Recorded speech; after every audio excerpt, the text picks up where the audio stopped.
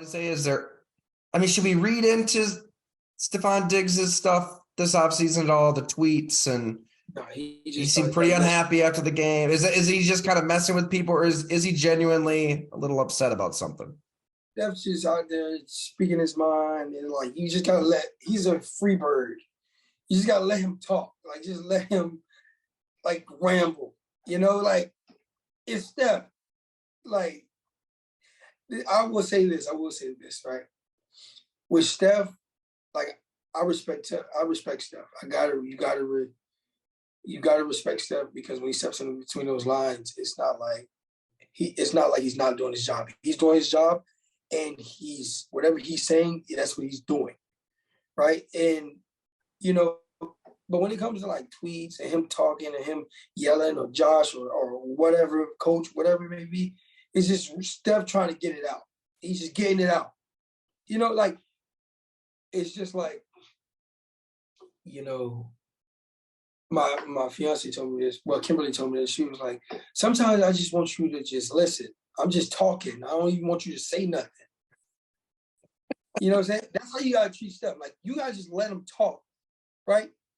And then but I will say, we in Buffalo, we let him talk, but we also say, hey, look, you can't say that because this. You can't. We will also not let him talk too much. Like, look, you can't be saying that because, bro, I seen you do this and they did this. It's like we correct him on some things, but for the most part, like he's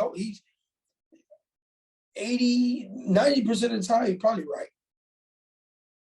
The other 10%, he could probably be tripping, right? And that's where you got to stop him right there. Hey, look, we not letting you say this. We not letting you do this. We not letting you know.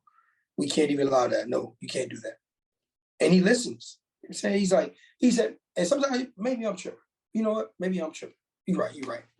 And that's what you gotta respect. Like maybe he talking a lot of smack, but he will listen. If it's like if he feel like he tripping and you correct him on it, he'll listen. You know what I'm saying? But that's the part you gotta respect. Like he gonna listen to you. But most of the time he's right. The guy knows what he's doing.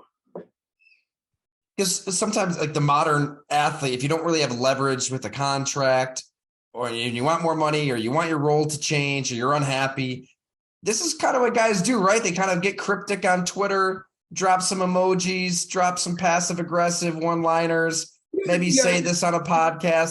So it's like, is it Steph being Steph, or is he genuinely pissed about something? Because you talked to him after that game, he was pretty unhappy. It's just Steph being Steph, to be honest. Because like Steph tweets a lot of things, like the randomest things. And you see me under there, like nobody cares. Like he just tweets like maybe he's directly saying something, but it's just like it ain't that big of a deal. I promise you. Like I'm pretty sure it's not that big of a deal. Now you'll know if it's a big deal, like if it's just like, cause he'll be straightforward. Like he ain't got no problem with being straightforward.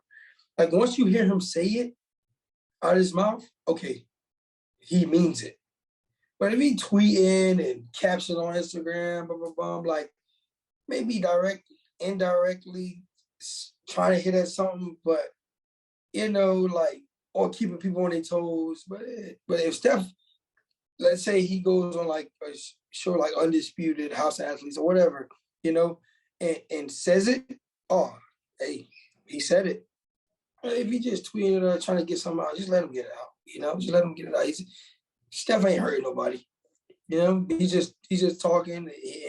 But like I said, you got to respect it, because when he get on that field, he gonna ball out. He may curse a couple people out, but hey, that comes with the territory, I kind of like that he was pissed off too. I mean, it's probably a good emotion to have after that game, after another playoff loss, to be pissed off.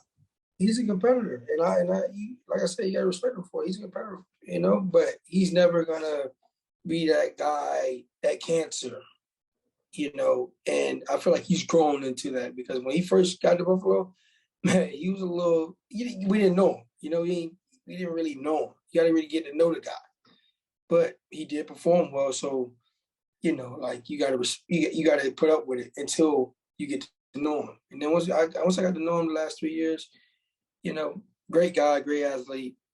Saying doesn't he has a big heart, like